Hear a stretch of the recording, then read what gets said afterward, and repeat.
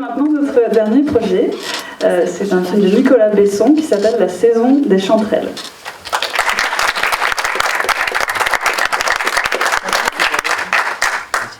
Alors, bonjour à tous. Donc, j'ai voulu raconter cette histoire, La saison des chanterelles. Comme ça, c'est ça, d'accord. Donc, j'ai voulu raconter cette histoire, La saison des chanterelles, puisque je n'ai jamais bien compris pourquoi au cinéma, on ne voit pas de scène de cueillette de champignons. Mais c'est vrai qu'à l'arrivée de l'automne, avec mes amis, avec la famille, les voisins, on parle que de champignons. On raconte notre dernière cueillette, on discute de savoir si la saison va être bonne ou mauvaise. Donc je m'étonne que si tous les Français sont omnubilés par les champignons, et on n'en voit pas plus au cinéma.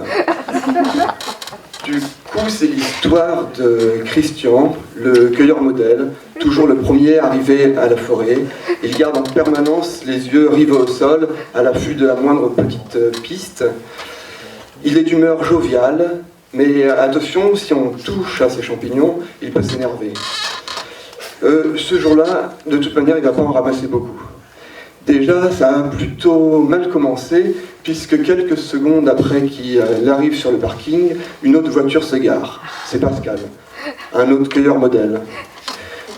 Bon, évidemment, il n'est pas question de divulguer un bon coin à Chanterelle. Donc Christian dit qu'il vient pour ramasser des feuilles de châtaignier. Pascal, quant à lui, vient écouter les oiseaux. Bien sûr, il amène un panier et un couteau, parce que si, par le plus grand des hasards, il croise quelques chanterelles, il ne crachera pas dessus. Donc ça, c'est une rencontre tout à fait naturelle en forêt, mais le reste va être beaucoup plus inquiétant, parce que il va rencontrer des gens un peu tordus qui vont l'empêcher de ramasser ses chanterelles. À commencer par une vieille dame, un peu érudite, un peu folle, peut-être un peu éméchée aussi, qui se balade avec une bouteille de liqueur et avec qui il va prendre un verre. Donc elle vient pour rechercher une plante qui a disparu depuis près de 2000 ans. Elle va le bassiner longuement avec ses histoires de botanique antique, jusqu'à ce qu'il s'aperçoive qu'elle est un petit peu en train d'essayer de l'empoisonner. Donc il va être furieux et partir. Bon, il va essayer de se concentrer sur sa cueillette. Il va trouver un petit filon de chanterelles. Il va en prélever quelques-unes, mais il va en voir d'autres écrasées.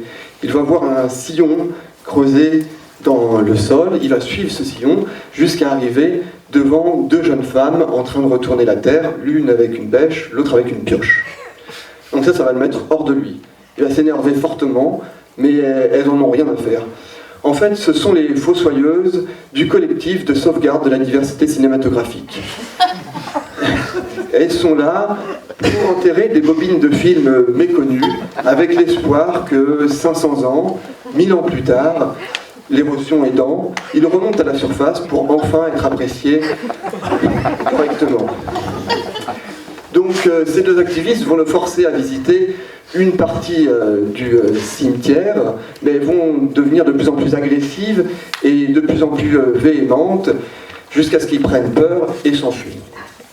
Alors, il n'est pas découragé, il reprend sa cueillette, et cette fois, il suit une petite piste olfactive qui l'amène devant un grand cep. Cette fois, autour du cep, un vieil homme déambule dangereusement et menace à chaque pas de l'écraser. Ce vieil homme, lui, récite un texte de Prévert aux arbres pour les pousser à la révolution. Et il leur chante un refrain anarchiste. Alors, sous les paroles et le chant du vieux révolutionnaire, il semble que la forêt s'anime. Les arbres se balancent de gauche à droite, les feuilles frémissent, on voit sur les troncs des formes inquiétantes, et le cueilleur, lui, reste bouche bée. Mais lorsqu'il repart, il y a quelque chose qui a changé. Il regarde à gauche, à droite, il regarde en l'air, il écoute la forêt, et il écoute aussi une petite mélodie qui va l'amener devant un violoniste dans son habit d'apiculteur qui joue de la musique classique à ses abeilles. Il va écouter attentivement la musique, puis va repartir discrètement. Donc, le voilà de retour au parking. Donc là, c'est le retour à la réalité. Il y a 4-5 voitures, il y a une famille qui rentre de balade, il y a quelques cueilleurs qui chargent leur coffre et partent. Il ne reste plus que Christian et Pascal. Pascal, lui, qui a ramassé un panier plein à ras-bord de chanterelles et qui le pose dans son coffre. Christian lui demande si la cueillette était bonne, mais Pascal feint d'être un peu déçu. Pas grand-chose, 2-3 chanterelles, quoi. À peine de quoi faire une omelette. Donc j'ai voulu, en fait, dans ce film, montrer des personnages marginaux qui s'enferment dans leur passion, qui s'isolent, qui n'arrivent plus à communiquer et qui sont en permanence déçus, mais qui n'abandonnent jamais. Donc, pour ces personnages, je me suis beaucoup inspiré de proches que j'apprécie beaucoup. Donc, à savoir mon coloc qui est violoniste et apiculteur, mon beau-frère qui est médiéviste, un ami botaniste, des parents un peu fanatiques de la cueillette et de bons copains anarchistes qui ont ouvert donc un local politique anarchiste-communiste et dans lequel en fait ils se retrouvent tout seuls. Alors pour ce film, quant à l'atmosphère, j'imagine pas quelque chose de fantastique, mais plutôt d'un peu loufoque, donc un peu burlesque, un peu absurde. Et quant à des références cinématographiques, j'imagine quelque chose un peu à cheval entre un Coris Maki bavard et un Luc Moulet romantique.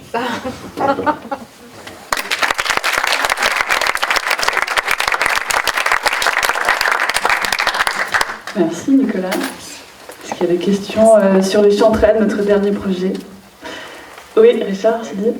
Vous avez l'air assez documenté sur la question. Alors moi, la cueillette des chanterelles, j'ignore complètement, j'ai jamais goûté de chanterelles. Qu'est-ce qu'elle a de spécifique par rapport au cèpe? Est-ce que c'est dans un territoire particulier? Alors en fait, non, il y en a un peu partout. Alors ce qu'il y a de spécifique, tout d'abord, c'est son nom, que je trouve vraiment très joli, beaucoup plus joli que le cèpe. Bon, après, c'est des histoires jolies. Mais ensuite, j'aime bien parce que c'est assez ordinaire, ça ressemble, et ça ressemble beaucoup à une trompette de la mort, mais en fait, plus jaune, orangé, donc c'est assez simple, assez discret, assez mignon. Souvent les cueilleurs l'aiment pas tant parce que ça prend beaucoup de temps à ramasser, beaucoup de temps à laver, à préparer, mais c'est aussi pour ça que je l'apprécie. Cueilleur de chanterelles? Ah, alors est-ce qu'il y a... c'est possible. En fait, je dois vous avouer que je suis un petit peu déçu, mais c'est que j'habite dans une région où il n'y a pas beaucoup de cèpes, et du coup, on ne sera pas beaucoup sur les chanterelles, les pieds de mouton, et on dit que c'est ça les meilleurs.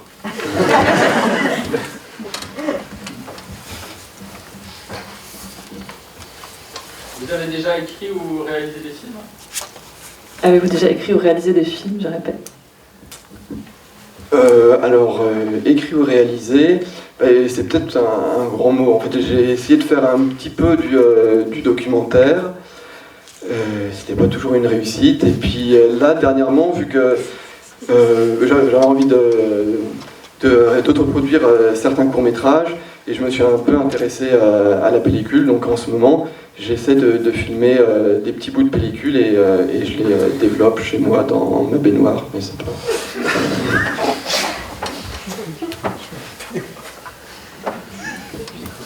Est-ce que tu veux faire ce film? Je pense que derrière il y a aussi cette question-là. Tu veux réaliser ce film?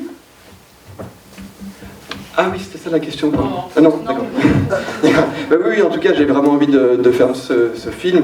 C'est plus dans l'idée que vous avez une conscience de votre potentiel comique et une facilité de parler, d'amener des gars qui suppose que vous avez une certaine expérience.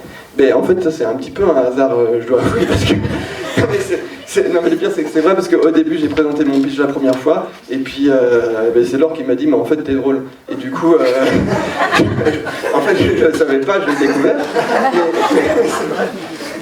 et ça m'a fait très peur et la deuxième fois quand on a fait le pitch j'étais beaucoup moins drôle et donc là je suis content de l'avoir été mais je pense que c'est aussi un petit peu un hasard mais vraiment Et le film pourrait être construit autour d'un cauchemar, c'est le cauchemar du cueilleur de chanterelles. Et en même temps, la fin, est-ce que je suis pas sûr de bien la comprendre? La rivalité entre les deux garçons, l'autre qui a son panier, mais qui semble...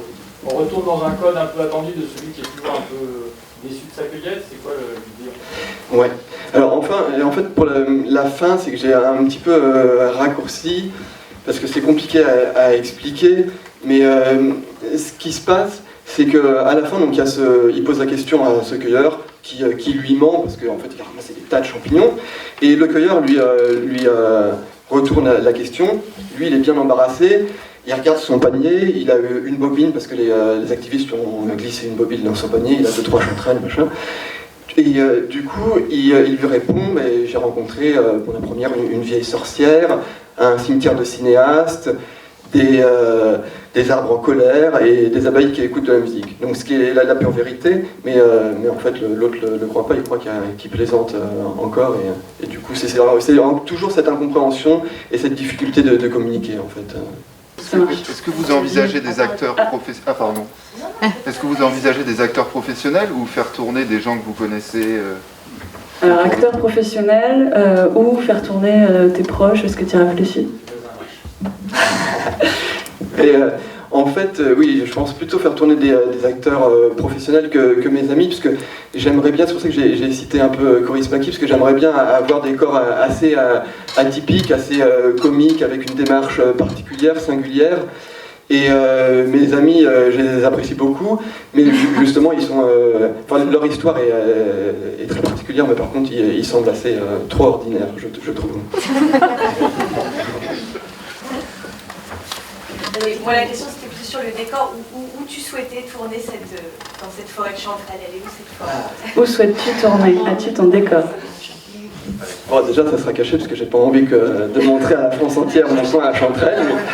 Mais... En fait, ça c'est une bonne question et ça change un petit peu parce qu'au départ, je voulais vraiment me concentrer sur la forêt de Moulières parce que c'est vraiment là où j'ai mon coin de trompette de la mort et mon coin à Chanterelle. Mais après, au fur et à mesure de l'écriture, donc au départ, je pensais tourner que pendant l'automne, la saison de prédilection des chanterelles, mais au fur et à mesure de l'écriture, je me suis dit que peut-être ça pouvait être intéressant que le personnage traverse toutes les saisons, puisque j'ai l'impression que les saisons représentent bien la situation qu'il traverse. Donc il arrive avec cette vieille femme qui essaie de l'empoisonner, donc il est proche de la mort, il arrive en hiver, puis... après, avec le révolutionnaire, donc au cimetière, après avec le révolutionnaire, il y a la révolution, il y a la vie qui reprend, donc il y a le printemps, puis l'été, et enfin on retourne à l'automne. Donc c'était une piste que je me pose, je ne suis pas du tout sûr que ce soit une bonne idée, parce que ce dont j'ai un peu peur, c'est que ça soit un petit peu trop fort en symbolisme, et que ça perde un peu de légèreté. Donc je ne sais pas trop... On a l'impression que c'est relativement réaliste, les différentes rencontres. En quelle manière c'est réaliste? Alors, ah oui, d'accord. En fait, j'aurais souhaité ne pas trop filmer de manière réaliste. J'aurais bien aimé essayer de montrer quelque chose d'un peu réel. C'est pour ça qu'au début j'étais un peu intéressé par la pellicule, pour essayer de donner une teinte un peu onirique, essayer de s'éloigner de la réalité. Et même dans les acteurs, je ne voudrais pas que les acteurs jouent de manière naturelle, mais plutôt au contraire qu'on sente vraiment le décalage. Enfin, c'est ce que je pense. Ouais. En fait, je me permets. En fait, tout à l'heure, vous avez dit que vous ne saviez pas que vous étiez drôle. Oui. Et vous l'êtes. À partir du moment où vous avez dit que vous étiez drôle, en gros, ça marchait moins bien. Est-ce que vous n'avez pas peur que si vous forcez le trait sur le côté loufoque et drôle, ça marche moins bien que si vous le traitez de manière naturelle? D'accord, effectivement, oui, je comprends.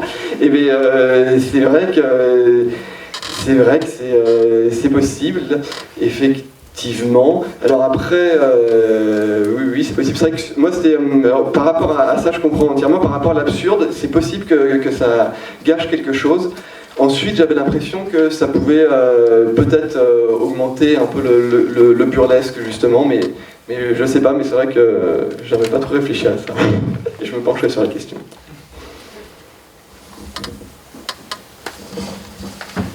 Est-ce qu'il y a une dernière question? Oui, au fond. Ouais, je vous écoute. Moi, je dis bravo parce que je trouve magnifique que votre tenue d'aujourd'hui soit tout à fait raccord avec la couleur des chanterelles. Couleur chanterelle. Merci. beaucoup, Nicolas. Merci. Bravo à tous nos auteurs, merci beaucoup de les avoir écoutés. Je vais s'adresser un petit signe particulier à toutes les intervenants qui les ont suivis. Il y a Louise Vaux qui est dans la salle, il y avait Emma Benestan, il y avait Jean-Bi. Voilà, donc elles sont pas là, mais elles sont là par la pensée. Elles ont beaucoup soutenu dans un processus où ils ont été vraiment très chouchoutés, ces auteurs. Voilà. Donc merci à tous. Une petite photo.